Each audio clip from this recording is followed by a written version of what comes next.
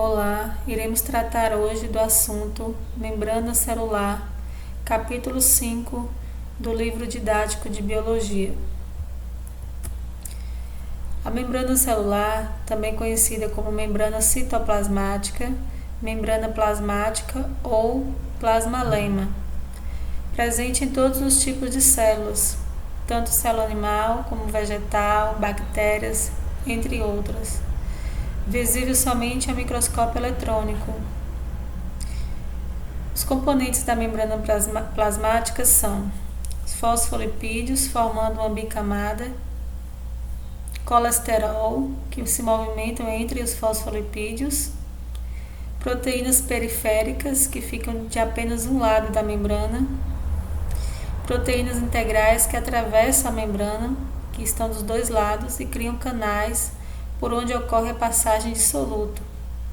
Temos também as glicoproteínas e glicolipídios na superfície, formando o glicocálix, que é responsável pelo reconhecimento celular. Os tipos de proteínas principais são proteína integral, proteína periférica, que acabamos de falar, que apenas está presente em apenas um lado da membrana, ou lado externo ou lado interno. Temos também as glicoproteínas, que são responsáveis pelo reconhecimento de agentes estranhos ou células estranhas ou até mesmo vírus. Temos os fosfolipídios também, que são essas cabecinhas vermelhas com perninhas amarelas. Essas estruturas nós chamamos de fosfolipídios e são numerosos e têm a capacidade de maleabilidade. Eles ficam andando como se fosse dançando sobre o mosaico, porque essa estrutura que nós estamos vendo aqui, esse desenho, se parece com mosaico. Então, essa camada de fosfolipídio junto com as proteínas nós chamamos de mosaico fluido, por causa do seu desenho, que parece com pedrinhas. Temos então essas proteínas de azul, temos os carboidratos de verde e os fosfolipídios de vermelho, com as perninhas, suas caudas de amarelo. Então são numerosos. As propriedades da membrana celular.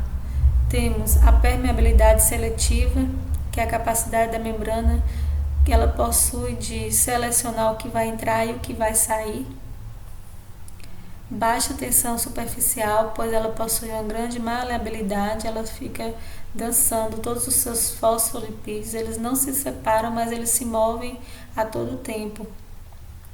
Alta resistência elétrica, devido à presença de fosfolipídios, que são péssimos condutores elétricos por causa da presença do lipídio, da gordura. Alta resistência mecânica, devido à sua grande plasticidade. Regeneração, então a membrana celular, ela tem alto poder de regeneração até certo limite. Elasticidade, as moléculas de fosfolipídios e colesterol presentes tornam a estrutura maleável, elástica. Os tipos de transporte da membrana plasmática são o transporte passivo e o transporte ativo. O transporte passivo é aquele onde que não ocorre o gasto de energia, ou seja, não será utilizada a molécula de ATP, que é a molécula energética do organismo. Então, apenas moléculas muito pequenas conseguem atravessar a membrana plasmática, sem o gasto de energia. Existem 3 tipos de transporte passivo. Temos a difusão simples, a difusão facilitada e a osmose. A difusão simples ocorre a passagem de soluto do ambiente mais concentrado para o menos concentrado. Por exemplo, se nós formos observar a quantidade de oxigênio dentro de uma célula, é pouco, mas fora da célula já é grande a quantidade de oxigênio. Então, a tendência do oxigênio ir de fora para dentro, do ambiente mais concentrado, que é fora da célula, para dentro da célula. Então, essa passagem do íon oxigênio, gás oxigênio, nós vamos ver que é chamada de difusão simples, pois há um gradiente do maior para o menor, uma passagem. Difusão quer dizer passagem. Então, onde sua concentração é maior para um lado e para o outro lado é menor. Passagem de solutos do meio hipertônico, que é grande concentração, para o meio de menor concentração, chamado de meio hipotônico. Bom, então vamos ver aqui uma membrana de amarelo. Essa membrana amarela seria a membrana plasmática. E essas bolinhas azuis seriam o gás oxigênio. Então, o gás oxigênio ele está em grande quantidade fora da célula, a tendência é entrar, pois ele possui um tamanho muito pequeno. Então, os canais da membrana possibilitariam a entrada dele. E essa entrada nós chamamos de difusão simples, pois consegue atravessar livremente a membrana plasmática, sem nenhuma dificuldade. Então, a membrana, para que ocorra a difusão simples, ela deve ser permeável ao soluto. Deve haver diferença na concentração do soluto dentro e fora da célula, para que ocorra a difusão, a passagem. Transporte passivo, chamado também de difusão facilitada. Então, vai haver uma passagem que vai ser facilitada. Essa passagem vai ocorrer através da membrana, mas especificamente por meio de uma proteína. Então, por isso chamamos de facilitada, porque a proteína vai facilitar a passagem do soluto através das proteínas integrais, já que não consegue atravessar a membrana celular. Então, as proteínas ficam na entrada e saída, facilitam a entrada e a saída dos solutos. Essas proteínas podem ser chamadas de canais iônicos, que permite a passagem de íons. Podem ser chamadas também de proteínas carreadoras ou carregadoras. Transportam aminoácidos, glicose, monossacarídeos, água, entre outros. Então, o transporte passivo também ele ocorre por meio da osmose. A osmose que nós chamamos de passagem da água através da membrana de uma região hipotônica, pouco concentrada de solutos, para uma região hipertônica, muito concentrada de soluto. Então, vamos ver aqui 3 exemplos. Para entendermos melhor, vamos imaginar que a solução A é uma solução hipotônica, ou seja, água pura. A solução B já é a solução isotônica, onde está equilibrada a quantidade de soluto com a água. E a solução C seria uma solução já mais concentrada de soluto com a água. Então, vamos entender o que aconteceria com a célula nessas concentrações de água com soluto.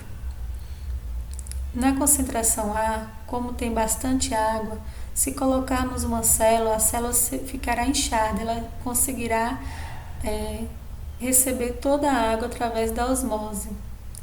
Então, a água entra livremente pela membrana, inchando, fazendo com que a célula da hemácia se inche, podendo até estourar.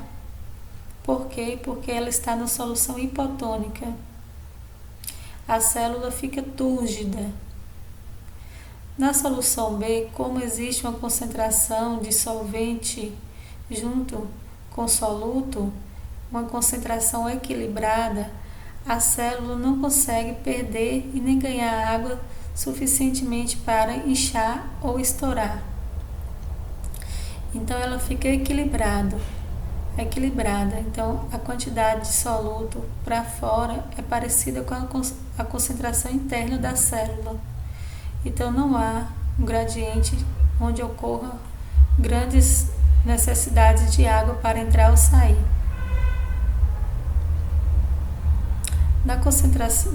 No exemplo C, vamos ver aqui que como a célula está no ambiente que está concentrado de solutos, a tendência da célula é perder a água para o ambiente e ela fica plasmolizada, ela fica murcha. Então aqui estamos vendo o que aconteceria com a hemácia, com a célula. No ambiente isotônico ela fica igual, não altera. No ambiente hipertônico ela fica murcha, plasmolizada. No ambiente hipotônico ela fica inchada, ela recebe toda a água. Por quê? Porque ela está no ambiente com bastante água. E a tendência é que a água entre do ambiente de menor concentração de soluto para aquele que tem maior concentração de soluto, no caso, a hemácia. Bom, na natureza ocorre muito processo chamado de osmose. Esse processo de osmose ocorre, por exemplo, em protozoários de água doce, que a tendência da água é entrar para a sua célula. Mas o que aconteceria? Esse protozoário iria inchar e explodir. Só que isso não ocorre devido à presença de vacúolos, esses vacúolos chamados de vacúolos contrátil, onde eles se contraem, retirando o excesso de água do corpo. Então, na natureza, a osmose ocorre com esses seres, mas com a presença do vacúolo contrátil, há um equilíbrio entre a entrada e a saída de água. O transporte ativo. O transporte ativo já é diferente do transporte passivo.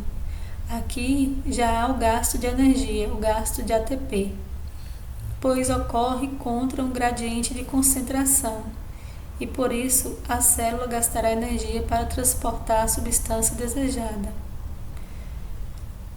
Como assim? Vamos imaginar aqui. Dentro das células nós temos aqui de azul os íons potássio e fora da célula nós temos de vermelho os íons sódio. A tendência da difusão é que ocorra um equilíbrio, metade dentro e metade fora, tanto do azul como do vermelho. Só que isso não acontece por quê? Porque a célula ela quer que ocorra a diferenciação, onde ela tenha mais potássio dentro e mais sódio fora. Para que ocorra essa diferenciação, a célula vai ter que trabalhar, ela vai gastar energia. Por quê? Porque a tendência é equilibrar e ela não quer o equilíbrio. Então ela vai utilizar de proteínas, essa aqui seria uma proteína, onde essa proteína ela iria carregar os íons potássio para dentro e os íons sódio para fora. E para isso, para acontecer essa diferenciação de potássio para dentro e sódio para fora, ela iria usar do ATP, que é essa molécula que a gente está vendo aqui. Então ela gasta energia para que a célula, a proteína celular, faça esse transporte inverso, de cada vez mais potássio para dentro da célula e cada vez mais sódio para fora da célula, criando assim um gradiente de concentração, onde a célula ficaria mais positiva fora e negativa dentro, gerando potencial elétrico, muito importante para as células nervosas, os neurônios, que utilizam bastante desse processo. Então, o potássio é maior dentro da célula e o sódio será maior fora da célula. Poderíamos esperar que a difusão, que as concentrações se igualassem, mas isso não ocorre, pois a célula gasta energia para bombear o sódio e o potássio em sentido contrário ao da difusão, onde o interior da célula torna-se negativo devido ao déficit de cargas positivas no interior da célula. Então,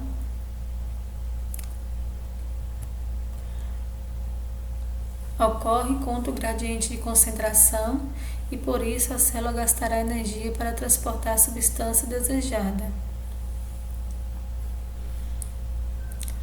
A endocitose também É um transporte ativo, onde a célula utiliza de movimentos para englobar partículas, né? Por exemplo, as amebas, elas utilizam de movimentos para se alimentar, para englobar partículas.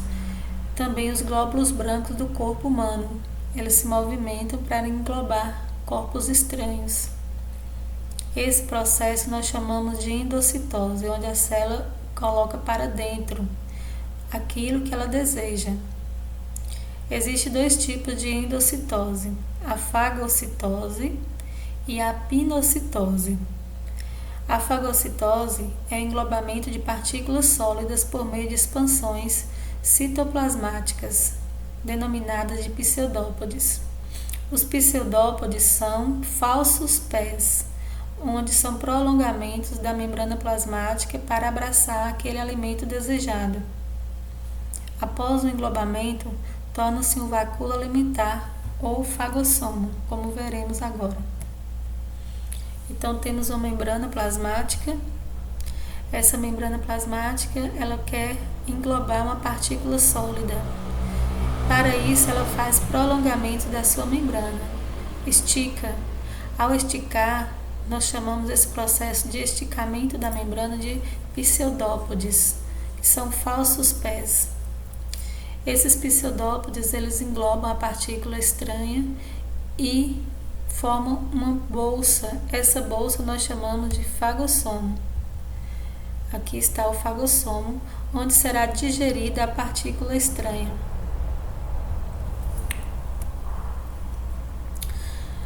Há também o processo de pinocitose, que é o englobamento de partículas líquidas, as quais tocam a membrana e provocam sua invaginação, formando bolsas que contêm o material englobado. Chamamos essas bolsas de pinossomo. Então aqui a gente tem uma partícula líquida dissolvida. Essa partícula líquida, ela não vai ser abraçada, sim, vai ser englobada através de um vacúolo, de uma invaginação. Essa invaginação, esse prolongamento para baixo, para dentro da célula, nós chamamos de pinossomo. Então, englobamento de partículas líquidas.